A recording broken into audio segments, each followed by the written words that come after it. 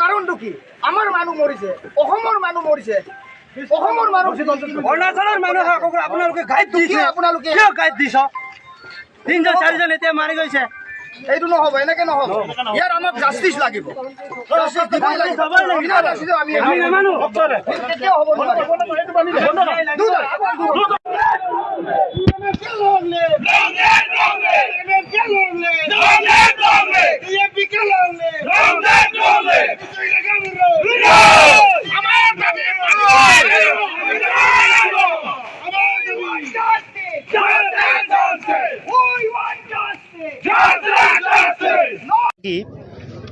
যিকেইজন নিৰীহ যুৱকক অৰুণাচলৰ দুৰ্বৃত্তই হত্যা কৰিলে তেওঁলোকক কঠোৰতম শাস্তি দিব লাগে আৰু এই ঘটনাটো যাতে শেষৰটো ঘটনা হওক তাৰ বাবে আমি অৰুণাচল প্ৰশাসনক সকীয়াই দিব বিচাৰিছোঁ।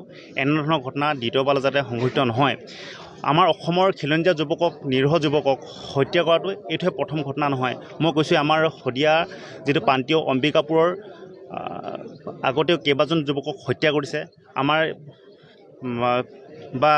লখিমপুৰ ধেমাজি ছাইডেও বহুকেইজন নিৰীহ যুৱকক অৰুণাচল দুৰ্বৃত্তই হত্যা কৰিছে অতি নিৰ্মমভাৱে।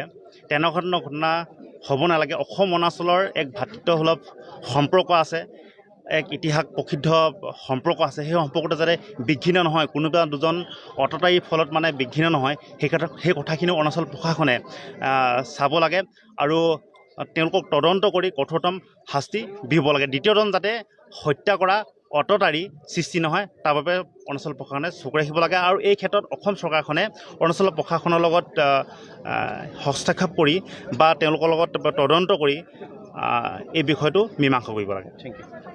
কথা যোৱা পৰহি ৰয়িঙৰ ছেকেণ্ড ব্ৰিজত আমাৰ যি শংকৰ পেগু নামৰ যিজন যুৱকক তেওঁলোকৰ দুৰ্বৃত্তই গুলীয়াই হত্যা কৰিছে, আমি খুব গৰিহণা দিছোঁ, নিন্দনীয়। আৰু এনেকুৱা ধৰণৰ ঘটনা যাতে ভৱিষ্যতে পুনৰাবৃত্তি নহওক, গতিকে অৰুণাচলৰ দুৰ্বৃত্ত তথা অৰুণাচল প্ৰশাসনক আমি দাবী জনাইছোঁ জোৰপোখত এখন টাইপৰ ফালৰ পৰা আমাক শান্তি লাগে। দুয়োখন আমাৰ ৰাজ্য আমি সীমামূৰীয়াত থাকোঁ, কাৰণ আমি এতিয়া বৰ্তমান শান্তিপুৰ আমাৰ যিখন চেক গেট, আমি চেক গেটতে আমি আজি পথ অৱৰোধ কৰিব লগা হৈছে। যি মিচিং ভাই দুজনক আমাৰ হত্যা কৰিলে, গতিকে সেই হত্যাৰ উচিত তদন্ত হ'ব লাগে আৰু অৰুণাচল প্ৰশাসনে অতি শীঘ্ৰেই দোষী কৰায়ত্ব কৰি কঠোৰ শাস্তি দিবৰ কাৰণে আমি টাইফাৰ ফালৰ পৰা সদৰি কৰিছোঁ, যাতে ভৱিষ্যতে আৰু কোনো ধৰণৰ এনেকুৱা কাৰ্য কোনো লিপ্ত হ'ব নোৱাৰে। গতিকে সেইবাবে আমি এই কাৰ্যসূচী আমি হাতত লৈছোঁ। গতিকে আৰু প্ৰশাসনে ক্ষিপ্ৰতা যদি নকৰে তেতিয়াহ'লে আমি ইতিমধ্যে সিদ্ধান্ত লোৱা হৈছে যে অনিৰ্দিষ্টকালে পথ অৱৰোধ থাকিব। গতিকে আমি চৰকাৰক দাবী জনাইছোঁ, অৰুণাচল চৰকাৰক দাবী জনাইছোঁ, অতি সোনকালে আমাৰ এই মানে কাৰ্যত যিসকল লিপ্ত হৈ আছে তেখেতলোকক কৰায়ত্ব কৰি উচিত।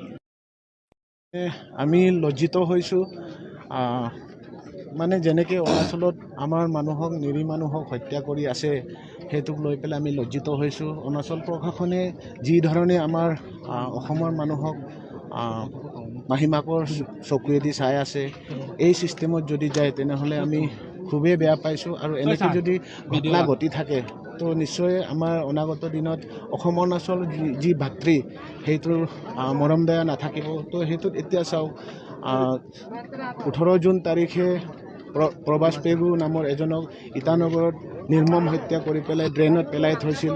তাৰপিছত আমি TMPকে তাকাম মিচিং পৰিণে কেবাং ফালৰ পৰা স্মাৰক পত্ৰ দিওঁ, স্মাৰক পত্ৰৰ কোনো এটা কাণ সাৰ নাই অৰুণাচল চৰকাৰৰ ফালৰ পৰা।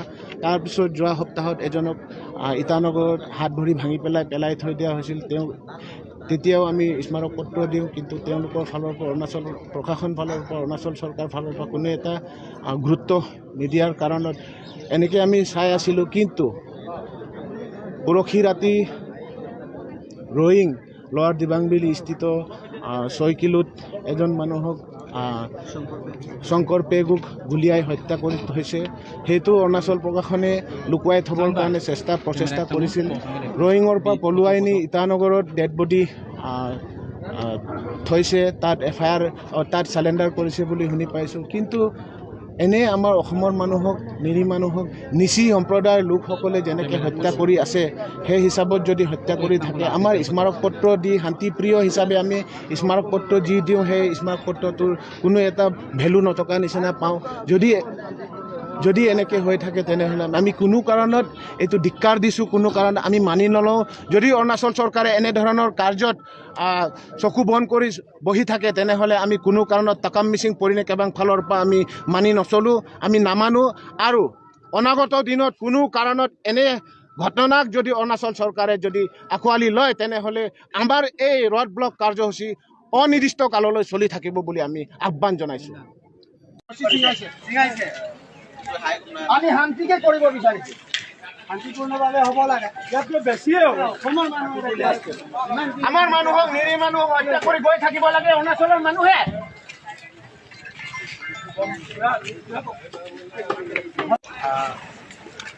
আমাৰ এই ঘটনাটো মানে এনেকৈ হ'ল, যোৱাবাৰ জুন 18 তাৰিখে ইটানগৰত এজনক টাউনৰ মাজত কাটি পেলাই থৈছে ড্ৰেইনত। সেইটো আমি TMPকে তাকাম মিচিং পৰিণে কেবাং ফালৰ পৰা স্মাৰক পত্ৰৰ লগতে FIR দিয়া হৈছিল। তাৰপিছত তেওঁলোকে কোনো এটা ৰেছপন্স এতিয়ালৈকে দিয়া নাই। তাৰ লগে লগে যোৱা সপ্তাহত এজনক আকৌ ইটানগৰত কাটি পেলাই থৈছে, হাত ভাঙি পেলাই থৈ দিছে, সেইটো ৰেছপন্স দিয়া নাই। তাৰপিছত আৰু এটা পৰহি দিনা 13 জুলাই ৰয়িঙৰ ছেকেণ্ড ব্ৰিজ 6 কিলো এজনক গুলীয়াই পেলাই হত্যা কৰি থৈ দিছে। লগতে তেওঁলোকে কি কৰিছে, হত্যা কৰি পেলাই ইটানগৰ লৈ গ'ল। নিচি মানুহ এজন দাদাভাই, তেখেতৰ নাম दादाभाई। शंकर पेगू को हत्या किया है, कोई 20 में मार के चला गया। इसको भी न्याय देना पड़ेगा, और जब तक न्याय नहीं देगा ना, ये रोड ब्लॉक होता ही रहेगा। और अरुणाचली जो भाई बहन है वो लोग हमको करस्पॉन्डेंट कीजिए, हम लोग को न्याय को वो लोग मांग कीजिए, क्योंकि हम लोग एक ही ट्राइब का है। इसीलिए मैं अरुणाचल सरकार को और अरुणाचल हेल्थ मिनिस्टर को दरखास्त करता हूँ, आप लोग भी हमारा साथ दीजिए। और वो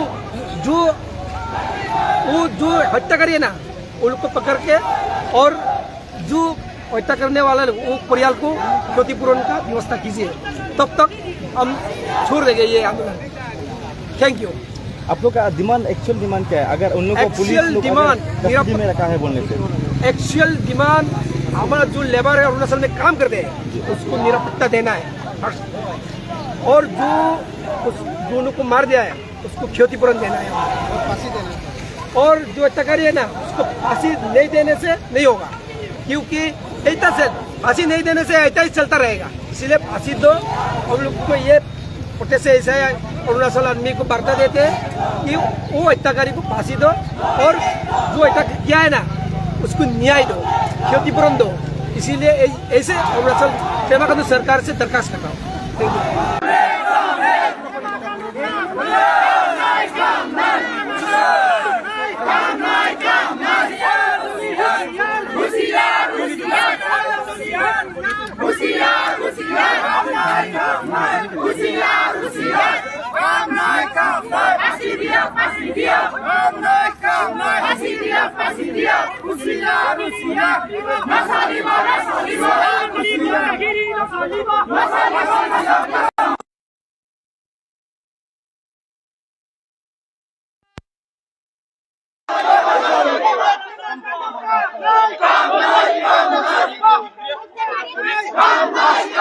जी नमस्कार, लाइव फ्रॉम होलोंगी। यहाँ पर आसाम की जो होलोंगी का जो आसाम का काउंटर पार्क में जो है ना प्रोटेस्ट चल रहा है, और ये है आपका अरुणाचल का जो गेट है, जो पुदुम जो कहते थे आया की गेट पे। कमेंट आप लोग कमेंट करिए, साउंड आ रहा है कि नहीं आ रहा है, हमको अभी चेक नहीं कर रहा। तो ये देखिए, इसका दादागिरी नहीं चलेगा। श्रमिक लेबर का वहाँ पर जो आज तक हुआ है उसका बंद करने के लिए हम लोग दावी करते हैं।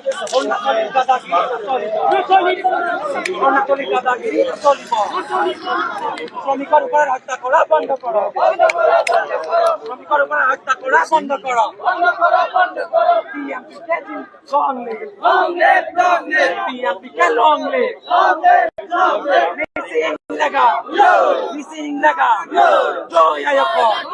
तो सुबह 8:30 से हम लोग गैदरिंग हुआ है।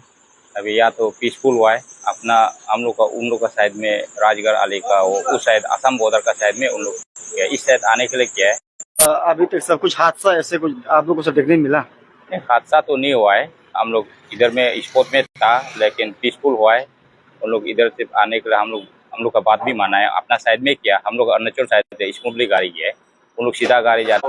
अरुणाचल का मेडिकल केसेस को तो एक को हम देखा है जाने नहीं दिया, इस तरफ अरुणाचल बालीजन साइड में जाने दिया, लेकिन वो उन लोग सीधा जाने नहीं दिया, जो